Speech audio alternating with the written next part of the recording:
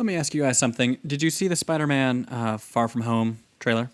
Yes, it did. Peter Parker. Here to pick up a passport. Is there any doubt in your mind that it's going to be like that Mysterio's like definitely the one like causing the whole like invasions, and he's just like kind of pulling everyone's leg? Is there like just an ounce of doubt in your mind that's what's going to happen? I'm pretty sure that is what's going to happen. So I have no doubt. Yeah. Well, I found it refreshing to see a trailer in this day and age of superhero and just just know the entire plot. I always enjoy that. I feel like the Marvel films have done a good job with Infinity War and Endgame. It's like you don't really know, I'm not exactly sure it'll work out. You can overthink it because this one's just like, nah. Like, this is going to be what's happening. Right. Plus, one or two new Rockstars breakdown videos of people who actually have read the source material comic books. I'm 112% confident. Like, all Mysterio does, he's the master of like deception, and so it's like this is his one power. Hopefully, some this is it. Great fourth wall breaking with like Mysterio saying something like, "Yeah, not some crummy CGI," and then like looks at the camera and then like, I know a lot of my people on Reddit think they have me figured out, but no one really does. And be like, all right, let's start the show. Let's rock and roll, boys.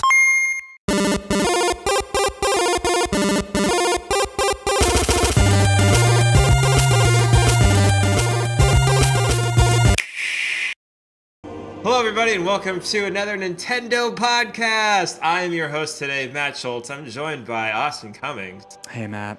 And my boy, Danny Tortelli. Good day, good evening. Hello, all.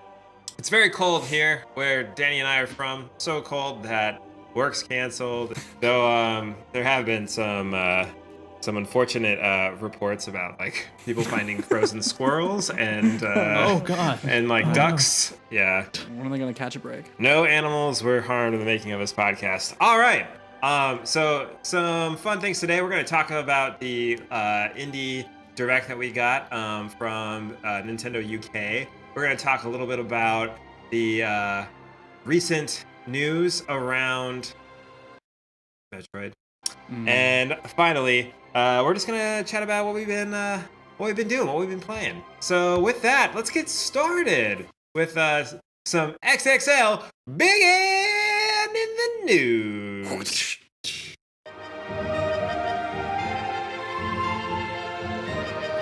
Excellent. Matt, what are we going to be hearing about today? All right. So first and foremost, y'all fired up your Switches, right? Today, y'all ready for this? 2.0 is out. Oh, it was on fire, yeah. All right, so just today, Nintendo released 2.0 for Super Smash Brothers, and we have Piranha Plant. I did not get him in time because I'm just a silly boy who doesn't read his emails. But both of you had a chance to play with Piranha Plant and download the recent update. So before we, I guess, jump into that, do any of you know like what some of the update actually did for the rest of the content? Well, I'm sure there's some stability fixes, and yes, if you prop your Switch up now, it'll be more stable on the table. It. The kickstand is more robust. I think I've got some good jokes to kick this one.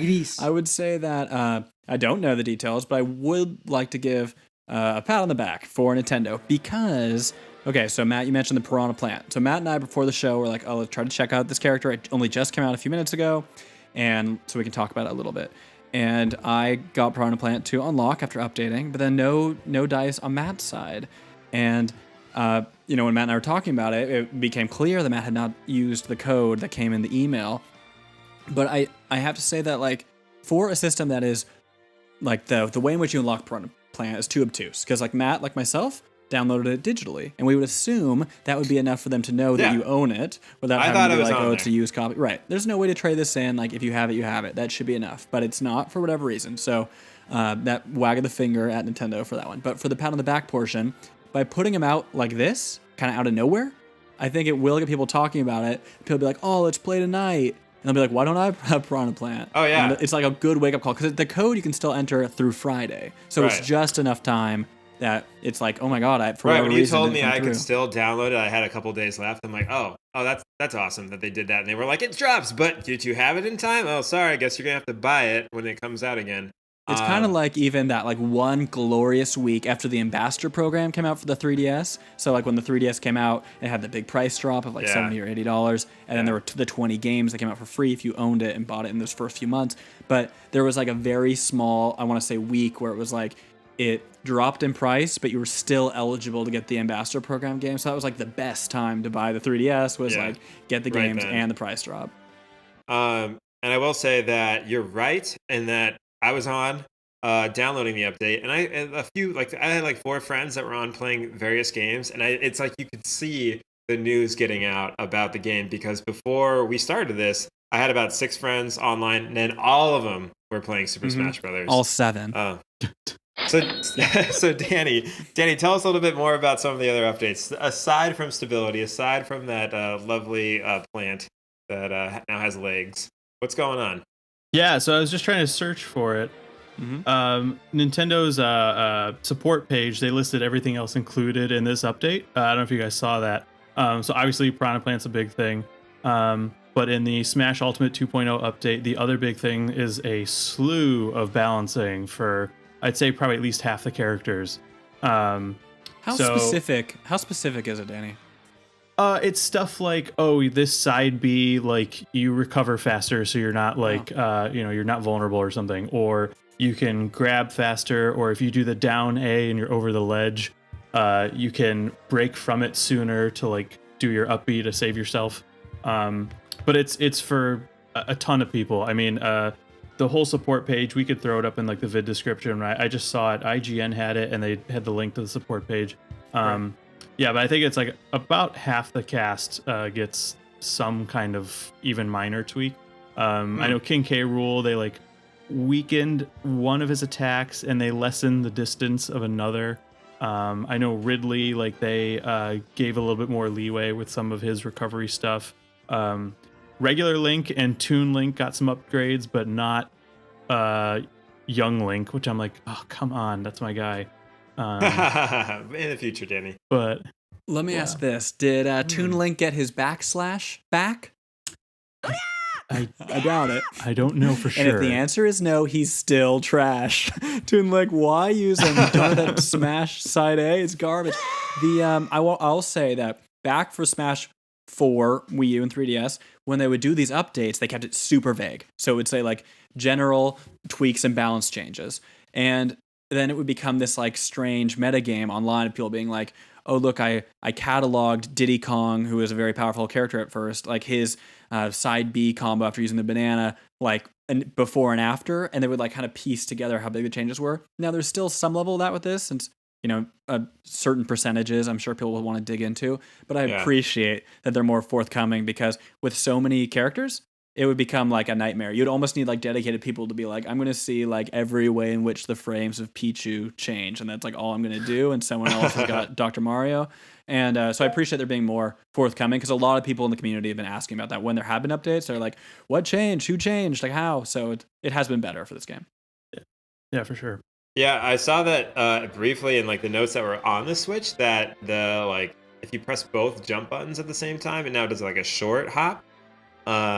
Which like so they actually listed in like on the little Switch news icon, if you go and like look at, like there's a few notes about like some of the major changes, but it's like, go to the Smash website and it'll detail all the players. I will say I noticed a little bit, I feel like Mario got a little slower. I don't know, I could be talking out my other mouth. There it is. Good sensor. But I feel like I'm sure there's gonna be like all the YouTube content creators that do this stuff are just working away right now, getting all the little before and after details. But I think it's exciting, because I think that I think there are certain characters that started gravitating to be the ones that a lot of people were playing with either online or trying to like main more. And I'm interested to see how Inkling gets nerfed. If they'll make him a little more visible while he's while he's moving, or her. Specifically her was the main star, right? So that is my heart. But I know that was one of the big issues, and what made that character like such a high tier character was like you can't anticipate when it's going to pop up, just because there's no animation for it running at you other than swimming. So That should be interesting. I know a lot of the Fire Emblem characters are like some of the more top tier characters right now as well. They sure are. I would love to see them get nerfed. Great. I'd love to see them just get eliminated from the game. Buddy, you're saying these things to hurt me. Look, they have to make way for the Three Houses characters, right? I mean, at least the three of those. If a Three House character is one of the DLC, I'm just gonna throw the game. I'm telling you, we talked about it before. It's like Pokemon Trainer, and you flip between each of the houses. Down B, you switch homes. And I think it'll be very fun. People were asking me the other day on the group chat. They're like, "Hey, everyone, list your main." Which is always fun. There's some ownership over it, right? And especially if you can't win with one character and it was your main, you like kind of have to take the big L and then switch to your next alternate.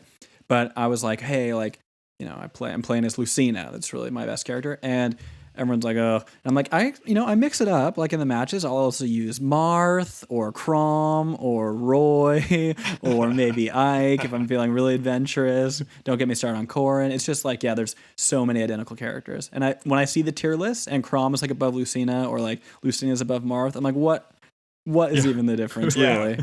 Just different shades of blue hair, I think. Mm-hmm. That's mostly right. But the most beautiful one is Lucina, and for that reason, she's top tier.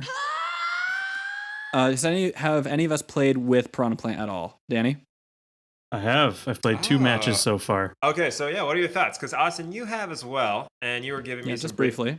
Now I feel like Danny had a lot of time to play with it because you had mentioned to us that you were like, 10 more minutes. I want to kind of get some time with Piranha He's Plant. got at least 10 minutes. Right. So I did 2 matches as Piranha Plant, and then I did 1 match of me against Piranha Plant. And it is everything I thought it was when I first heard this was going to be a character. Playing as Piranha Plant, just super fun and silly. And it's like one of those things where you take in that joy of being annoying with this character towards your opponents. Just super quirky. Like its head stretches like super far, like as one of its attacks. It spits out a spike ball. It's a little helicopter propeller, like with its up B. It's just a lot of fun. And vice versa when you're playing against it. It's something like Kirby, where you're like, if you play against somebody who's really good with Kirby, you're just like, I'm getting crushed by this silly looking little blob. It's like almost demeaning when you get beaten by it. It's just a ton of fun. Yeah, I really enjoy it. I was playing on the Animal Crossing Island stage, and even Piranha Plant like swimming. It's just like you knew would happen. It's not any of it a surprise, but it's like a really commendable amount of detail in like a very basic enemy type, where it's like when it swims, it's like paddling with those tiny leaf arms, and it's like cute. And then when you do smash attacks, it changes the color of the plant, and in ways you see them in other games. Yeah, so like cool. The spiky one, the dark colored Piranha Plant, or it's doing like the poison gas, and it has appropriate coloration. Like that is neat. It takes, like everything, like even the simple concept characters like are given a lot of love. Like, everything that Sakurai, has his hands on, which is, just good to see. It's not surprising. And also those details are so cool in that game, and you really have to you can get used to it, and you really have to kind of like pause and appreciate some of those things, especially if you're a fan of certain games that they're from. But that's nice. I didn't notice that. I mean, I haven't played with them yet, but I didn't notice that in any of the videos or anything. So. Yeah, I agree. I would say that like for this game, and it struck me the more I've played it, really enjoying it. But there aren't that many new characters. There really aren't, outside of really Incineroar, Inkling, Ridley, right, and then like some Echoes for the most part. So it's like because of that, and the Simon and Richter, I guess the big ones too. But like I'm really excited for the DLC characters because it really just builds out the roster in like really surprising ways. Whereas right now, a lot of the characters like my buddies are playing as are characters, and I'm doing this too, but that are ones we've been playing for the last 10 plus, 10, 15 years for some of them. So it's like, it's like I'm really, really good with Link, but it was like I also played Link in every iteration. So it's not as exciting, especially because I'm playing like either Corneria on the Great Fox or we're playing Final Destination, like 2 very standard stages as well. Yeah. So I'm excited about this DLC. Should we move on? Yeah, I mean, I want to say that this is exciting, right? This is an exciting time for all Switch owners, but specifically for Smash because it's the first of many DLC. Though this was kind of a promotional DLC, it still is something that people are going to be able to pay for and download in the future. And I think it gets people excited for Joker, and they actually, I think they either tweeted it out or posted a small YouTube video, but they showed a little kind of snippet, kind of advertising this particular character that was new. It's something we hadn't seen before. It wasn't like new move sets or anything, but it was just kind of like a new, like, oh, as a reminder, this character's coming out. Here's a little like fun vignette of these two characters like poking around. I think it was like Mario, and then Mario walks off, and then Piranha Plant kind of like inches up behind him. And it just got me excited for like, oh yeah, we're gonna get more like fun either reveals or like character motifs. So I'm really excited about that, and it just got me more excited about Joker altogether.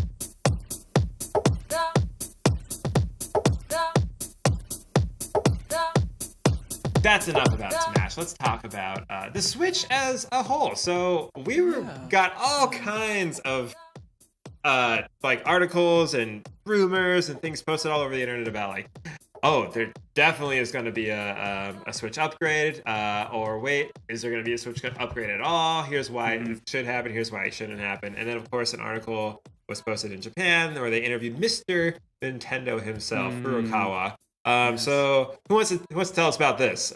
What exactly did Mr. Furukawa say that has everyone all tiffy? Here we go. Yeah, and it is. Well, Danny, is this something you want to talk about as you shared it, or I have it open too? Sure. So Furukawa's quote, I can't remember who he was speaking to, but we put it up on Nintendo Life has it, so we just shared it. But it is an extremely ambitious but worthwhile achievement.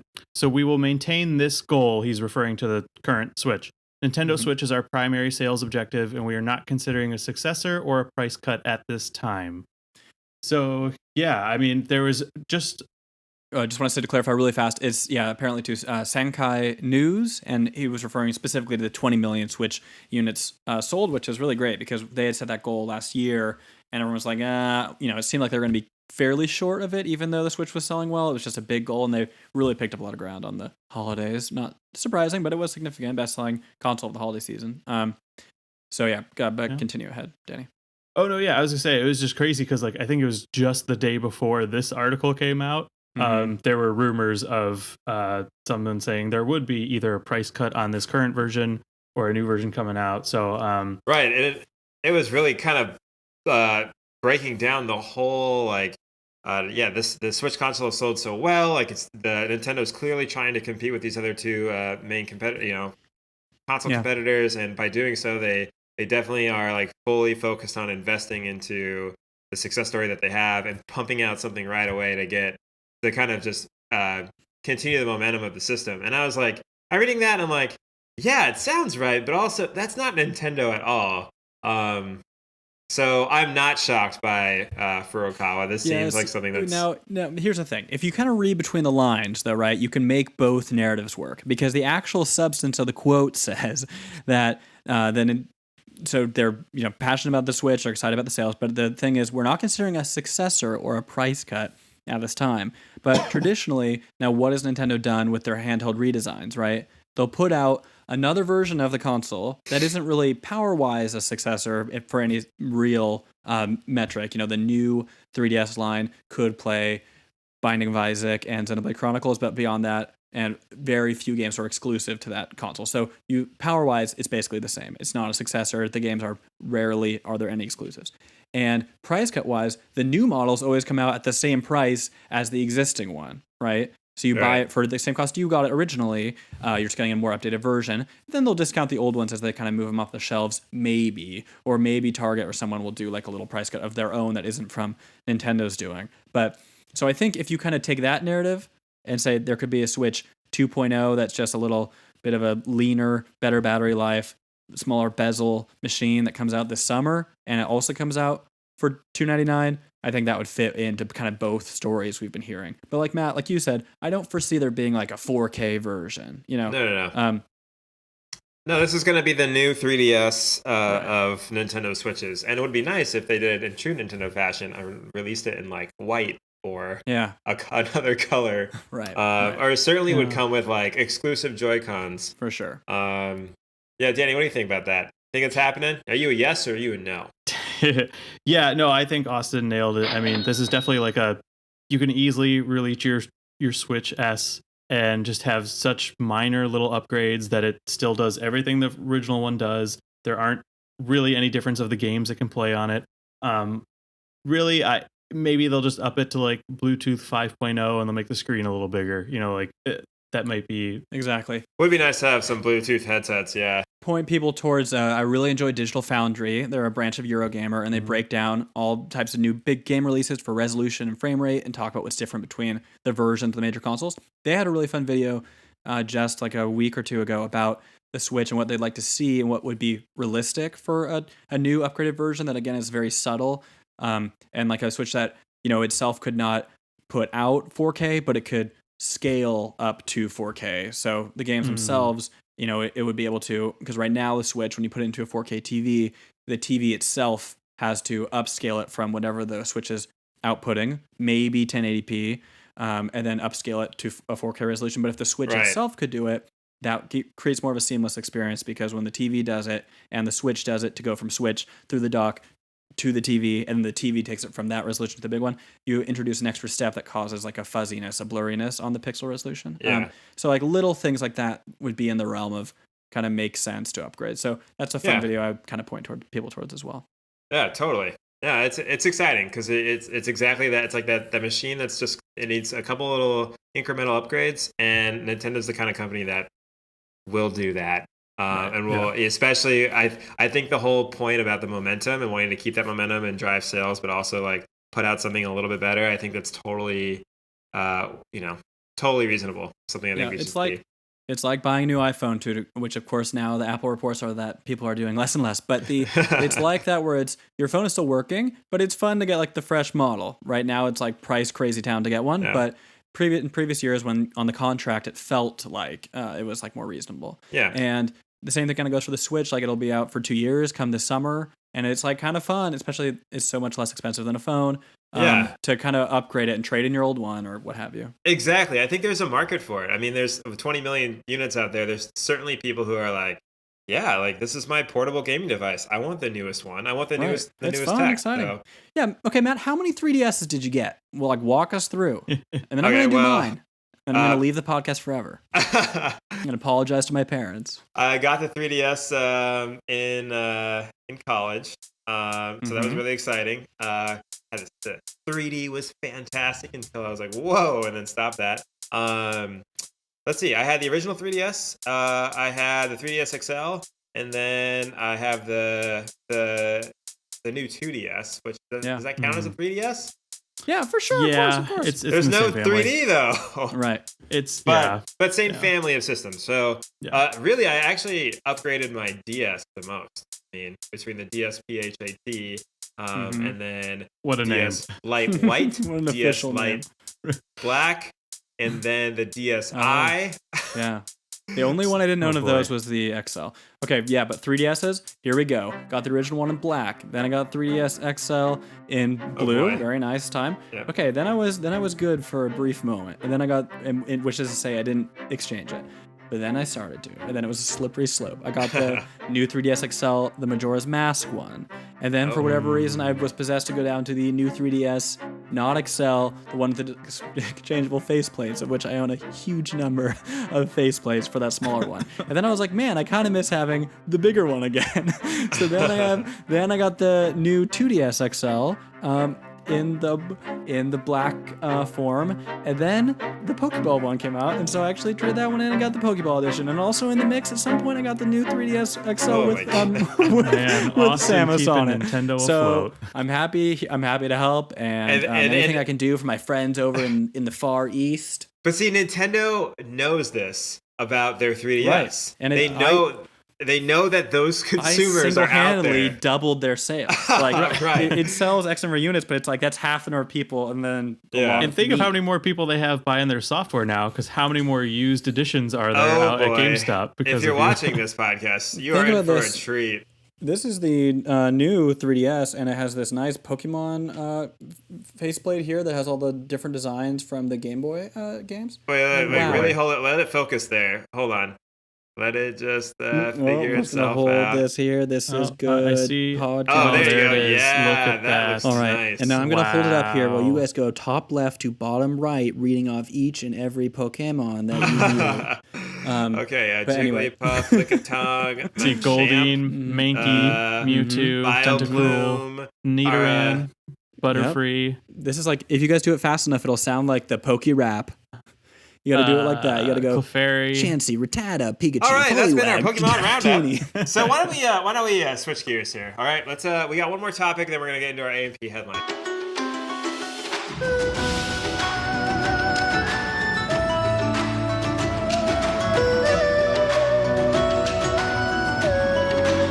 Next topic is the Nintendo Indie Direct. Now, there was a lot in that Indie Direct.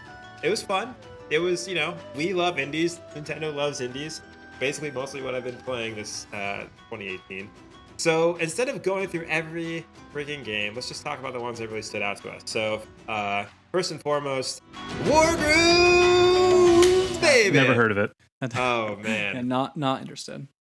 Yeah, not interested at all. So raise your hand if you've already downloaded Wargroove, or at least paid for it, have the icon on Twitch. I love paying for things, so I did it. I know you do, Danny. You're holding out. I see. Danny, we're gonna do an ANP plays. So Oh, Danny boy. Wargroove's coming out, and it's got a fantastic anime trailer for it. And there apparently are a bunch of anime cutscenes scattered throughout the game. We learned that the game has Chucklefish went on like a tweeting frenzy and announced that the game has voice actors, and actually kind of tweeted at and referenced each voice actor for each of the characters, which was super cool. Advance Wars never had that. And kind of highlighted a couple of other things, showed off some new maps, some different gameplay, but like mostly was like everything all us hardcore Wargroove fans have been following this game for almost 2 years. Big fan of the franchise. Yeah, you make the comparison to Advance Wars. It's been made a million times, but I like to think this is how we should approach it. You say there's voice acting, and you're like, oh, Advance Wars never had that. And I say, I absolutely agree, because it did not have it. So what you do is you take the base score of Advance Wars, whatever it was. Let's say it was an 8.5. And then you say it's got voice acting. Now it's a 9. That's plus 0.5 in professional video game review journalism. Yeah, and you say, okay, well, this one's in HD and the other ones weren't. So now it's at least a 9.5. And it just keeps building. And 10 is not even the limit. It's still out of 10. But that's kind of what we're looking at for this type of big monumental game, which comes out February 1st and can be downloaded, which is very exciting to see it on there. And I was really excited about those little cutscenes too. Yeah. I wasn't expecting that. Yeah. I'm not even like an anime boy, but maybe I am now. Our last podcast, I actually used, so we had, by the time we had posted it, because we are a real professional operation here, by the time I had posted it, when we were talking about Wargroove, we suspected an Indie Direct would come out to showcase it. We were right. That was cool. But I actually used that footage in the last one, and I definitely will use it right here at this very point. But I'm super excited. I definitely will do an ANP plays. I expect to be playing many a battle with the two of you online, which is so cool, and to do it on my TV, even better.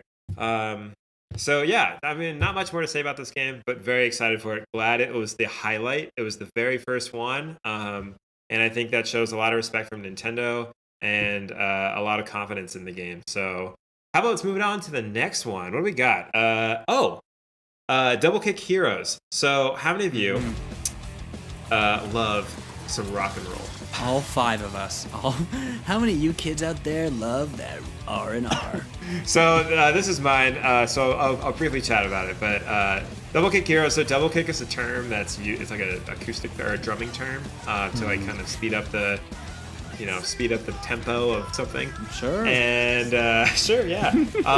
Apparently in the game, it's actually He's a such weapon. A professional.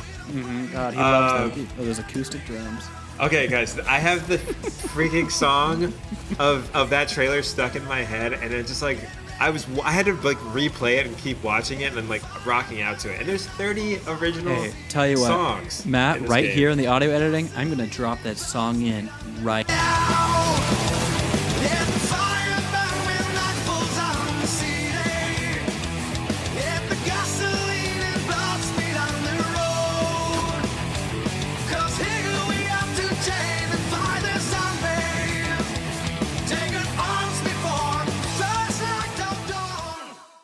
Okay, now back to the show. All right, here we go. So super exciting because So it's a rhythm game, but you're in a car and you're fighting off zombies in a post-apocalyptic world. Mm-hmm. And I've never like been super into rhythm games, but if the tracks are as good as the one that they played, it just had that like just that I don't know, just something so epic about it that I loved. And the fact that go for it. Well, I was going to say, like, a game I really enjoyed that came out last generation was Brutal Legend. That was the Tim Schafer Double Fine game. And it stars Jack Black, who plays a roadie in, like, this very fun kind of death metal fantasy, kind of high fantasy world. Right. And it's all based around these various they're creatures that look like they've come right off of album art and things like that. And you've kind of put together this ragtag crew and fight off people who are like big 80s hair rock or like the villains. Yeah, it's like it's a funny premise, but the kind of weakness of that game was that it introduced a lot of gameplay mechanics towards the end that had like this poor RTS game that was kind of strapped onto what was like a fine action game, and then it got really muddied. And I think that's what most people remember is kind of that feeling unfulfilling. I'm not into metal at all. I'm barely a music guy. My sense of sight is strong, but everything else is just great for. And I would say that like that trailer though, I was like pumped. I'm like I don't have any real connection to metal, but this was like very fun. And if the gameplay is like simple and fun and it has like great tunes, I think that's like the perfect combo. Yeah. And that's what really got me excited. Perfect double kick, we said. Danny, you saw that game, right? You excited about it at all? I did, but hold on. We have to pause right there. You weren't a rhythm game fan? Like Guitar Hero, Rock Band, none of that? Oh, yeah. Played plenty of them, but I was not great at them at all. I played them on easy, so I didn't have to use that fourth button where I had to use my pinky. My pinky did not Are you kidding far. Me? Yeah, like it's what? just a genetic thing. I can't do anything about this. I was a small works. boy at the time. No, yeah, I was to say Double Kick Heroes. It looked, at first I was like, yeah, I'm sure this will be fine. But then like they're using the music to fight off these, what are they, zombies or something? And yeah, kind of a bunch of like post-apocalyptic characters. It's the Horde, right? It's the Horde. Yeah. I'm like, that could be fun. That could be a fun party game. You're jamming out to some original tracks. Yeah, I'd get that. So I do want to talk about one more. So we got Crosscode was very much highlighted in this particular indie director showcase, I guess. So take us away, Austin. Tell us what you know about Crosscode. Okay, we're going to make this very brief, and then we'll move on to our headliner. But basically, Crosscode is a game that, go to Kotaku.com, because Jason Schreier has talked a lot about this game. Basically, it's an indie game. Everyone was waiting for it to come to Switch, and it only came out a few months ago, and now it's already at least announced for Switch. We don't know when it comes out. But basically, the premise is it looks a little bit like kind of Secret of Mana in that it is an RPG, but the combat has action elements to it, and the premise is it all takes place like in an MMO. There is no actual massively multiplayer online game. That one's for my mom, who's a fan of the pod. But thanks, Mom. So it doesn't. You're not actually playing with other people, but when you meet characters, they have like it sounds like great or complex backstories where you're learning about their character as it relates to the RPG you're playing, but there's a meta element because then like that character is like, oh, I gotta go like work this job like in IRL, like I'm logging off, or like there's like that kind of fun duality that is kind of an interesting part about getting your friends together to play Destiny. I've been enjoying over the past couple of years, or things like that, and then kind of the duality of everyone's lives. But in another game series that has done that is like the Dot Hack series on PlayStation, which I've like dabbled and have some friends who are really into. But the premise here, and to take it on the Switch and the combat, and it has a cute look to it, and apparently it's very long. But anyway, Jason Schreier really has raved a ton about it, so I'm excited. Just like everything else, where it's like an indie comes out, and I'm like, I'll just wait for Switch. Into the Breach, I'll wait for Switch. Waiting still for Oberdin, the game that by the Papers, Please designer. That came out last year and was on a lot of Game of the Year lists. That's only on PC, and I look forward to. It hasn't been announced, but when that type of thing, like I just love the constant stream of these games, and now the turnover is getting faster and faster. Like Crosscode comes out, we want it for Switch. It'll be out pretty soon. Last year we had a lot of these games that were from a few years ago that made it Switch, but now hopefully people will keep that in mind, because I don't doubt for 1 second that Crosscode will sell better on Switch than it will have on PC. And the same thing goes for, I'm sure Wargroove will sell best on Switch. No doubt there. It's a super cool concept. I don't know much about the game, but the idea that it was like you're playing an RPG that but it's like they're in an MMO. Yeah, love it. It's like it's a pretty cool concept, and I feel like a lot of people have been really excited about this game that have played this before, but to know that it's so long, is like, oh, I don't want to get sucked in. Like it looks so cool, but I don't have the time for that. I wish all these, especially the indie RPGs, were like 30 hours or something. That's like, that's still a very long game, but for an RPG it's on the shorter side. Like I look forward to Dragon Quest 11, talked about it a million times, but that game is like 90 hours and it's like, oh boy. Don't you worry though, folks, Austin will have that icon on his screen. Don't sweat it. The minute I can put money into it and get it on there, then maybe not play it ever, like all the like Guacamelee 2 currently featured on my home screen. All right, well that's all I have to say about the Nindies Direct. Are you guys ready to move on? I think we should. We're ready. Take us there, Matt.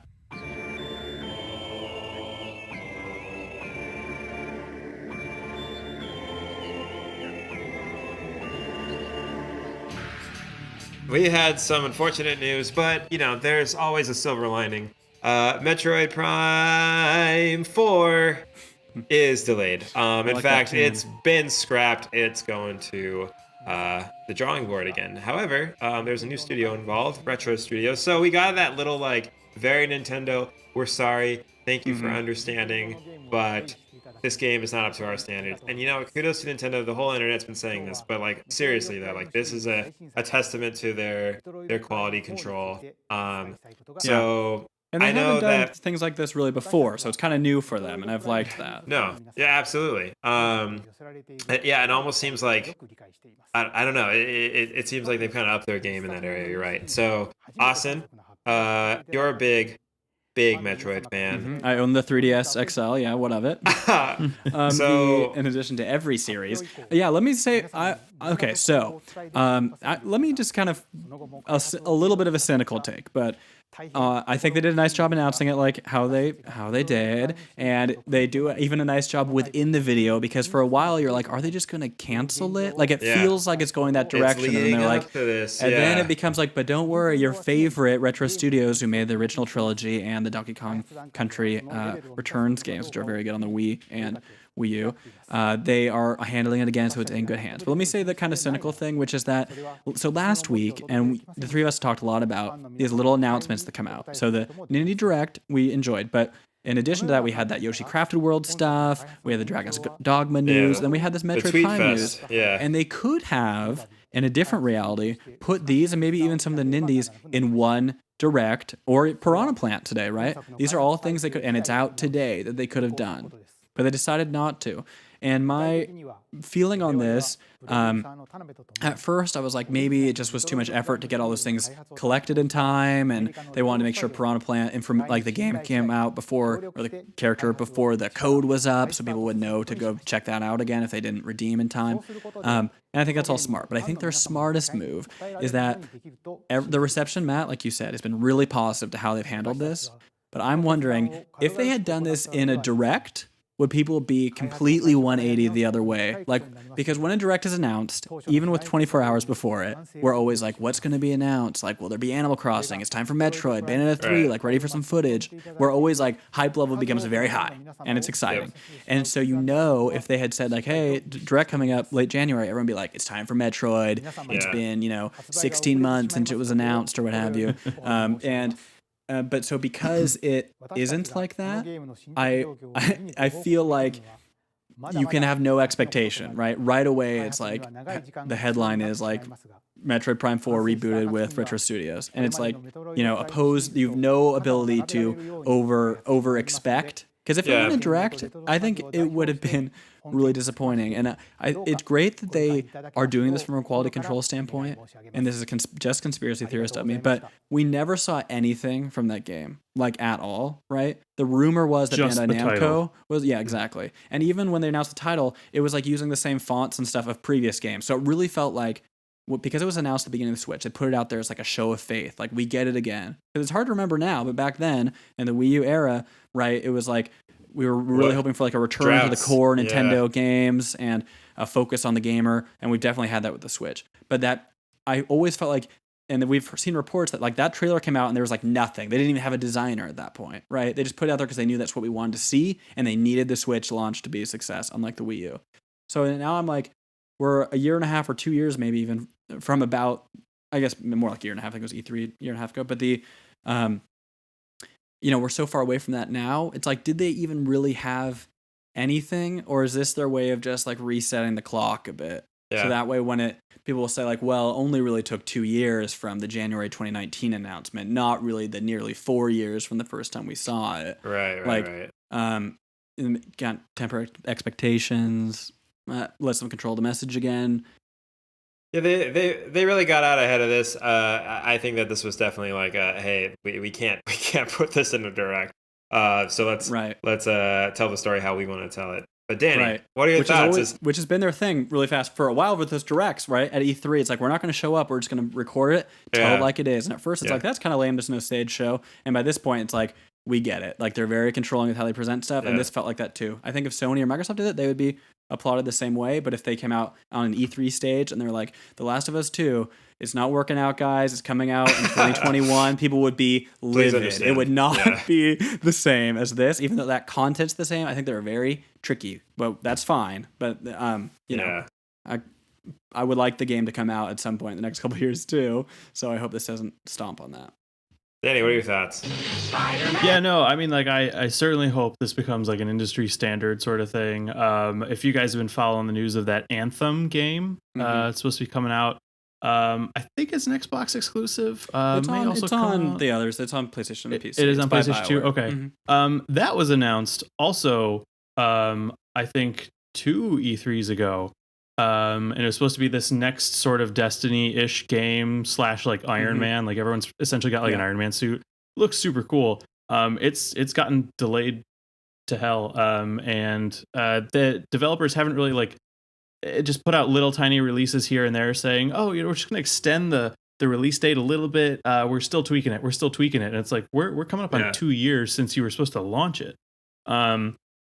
So I feel like something like this, I hope, becomes more of an industry standard. Just be forthcoming. Right, because that's like infuriating to you, or someone who's like, very interested in a game. And I mean, look at me. I was just like salivating at any sort of Wargroove information I could get.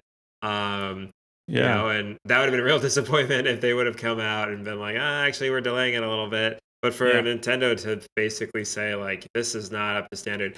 Now, to kind of comment on what you said, Austin, about the conspiracy theory, like, maybe there was legitimately nothing. Maybe they just were like, no, the like art direction or the like storyboarding that we're doing is just not up to par. I do want to believe that they had like something. I think someone was working on it. There's no reason why they would have just stalled for a year and a half. But I do wonder if it's like, because for us, we were kind of all putting it as a 2019 game, right? Yeah. Our expectations out this year. I think it's probably a 2021 game now. And that is a little brutal. Potentially, yeah. So it really kind of depends on two things. Like, how much are they actually taking with them to retro to be like, we can work with this. We have something. Like everything is new. Or how, right. Right. Sounds like maybe not so much. And then the other thing, they announced this, last week. But for all we know, behind closed doors, they could have like had this internal shuffle and like this signing with retro and bringing Tanabe back.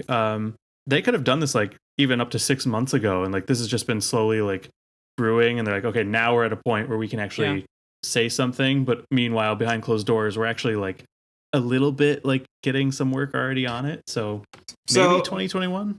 My question for both of you is, do you have faith in retro? Like, for sure, this is not the same retro that produced the first 3, but yes, it's the same retro that I guess came out with produced the first 3. I mean,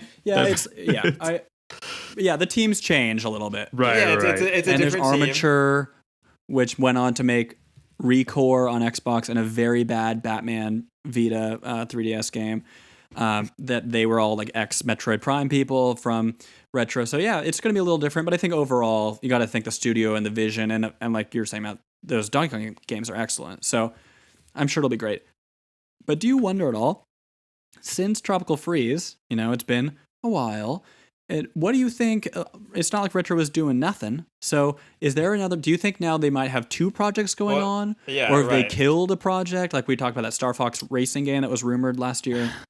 Is that being finished by maybe a small team? Yeah, I want to believe that that's on the like let's iron out the kinks and get this thing polished for a release in 2019. That's what I'm hoping. I agree. I think it's like, okay, yeah, you caught us at the right time. Okay, we're gonna just ship this, package it. We're full steam ahead, Metroid. Do we know if Retro could maybe, I can look it up, but did they make the port themselves of Tropical Freeze, or did someone else handle the port? I don't know. Look it up. They did it because I thought they worked on the development for adding Funky Kong. Oh, right. That was while you guys that are was checking the that special out. deluxe. Yeah, because that could explain sadly what they were doing the entire time. it just took them this. Like, all right, we Funky finished Kong Funky is Kong. a complex we are ready Kong. for Metroid. The guy Prime that was 4. working on Funky Kong, he's now starting Metroid. Right. While the rest of the team gets wrapped up. I mean, so you guys bring up a good point though, as far as like, does this mean that they're ready to like kind of fast track with this big gap of no Metroid Prime?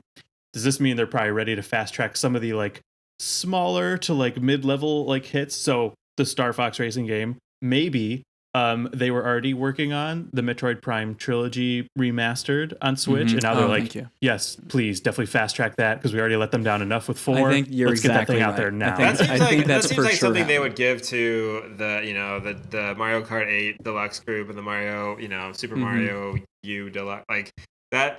I don't know that was Retro working on that, but for me, like, I'm not sure either. Whatever game, racing, Star Fox, whatever it was, Diddy Kong, like it.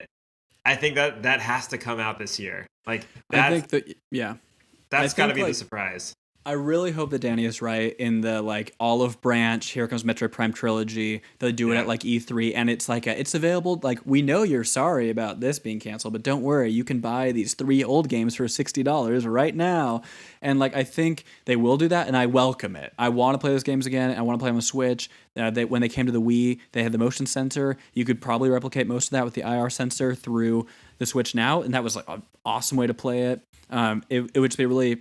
It would be perfect tie over. Those are wonderful games. CM and HD would be amazing. And Matt, to your thing, I hope in a perfect world. Now I looked it up. It was Retro that added Funky Kong, so that might have. And that do-rag to render that thing, I can't imagine the manpower went into it. The surfboard. I mean, there's a lot going on. There's a lot, and he's a complex guy, and he's fun. He's really fun. Funky Kong is funny. He's cool. He's the man all of us want to be. All right. But I do feel. I hope there's a smaller team that's finishing up and putting the final touches, and they say, hey, you know what? This game is done. We just need people now at this point to soften the edges, and we'll release it this year, like Matt, like you said. I hope that's the case. All right, so to kind of wrap this conversation up then.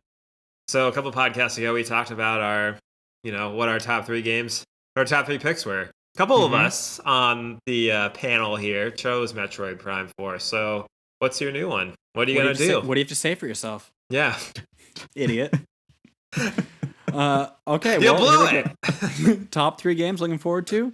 Wargroove, Double Kick, and some other third indie we barely did. And Crosscode, done. There it is. Yeah. So that's the trifecta. So Austin, obviously Metroid Prime 4 was one of yours, but I think Danny, you also mentioned Metroid Prime 4. So what would you fill that with now? What's going to fill the void? So I think I said retro game. Right. So I think it was like Metroid Prime 4. It was like Town and Pokemon were my 3. So I would replace Metroid Prime, and I totally forgot about this when we did our top 10. Daemon X Machina. I'm really looking forward to that game. A fun mech like Gundam style game. Yeah, it's a good replacement for now. I think, Matt, you bring up a really good point in that I do feel like though with Metroid removed, there is a little bit of a gap in terms of I felt like Metroid rounded out the games from 2019 nicely. When I look at big games right now, I'm thinking Fire Emblem, but even that is not going to be for everyone. Animal Crossing.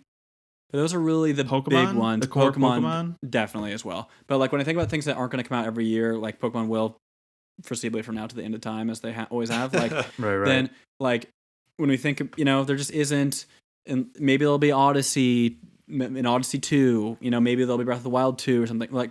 That is like a little bit of a riff on the existing game. We've talked about this idea many times. But I wonder if there might be another thing, because outside of Animal Crossing and Fire Emblem, and obviously Pokemon, I don't feel like those are super, super heavy hitters There's Luigi's Mansion. There'll be Bayonetta, but the next Machina. But these are smaller. Yoshi, those will be Yoshi. Those will be smaller games.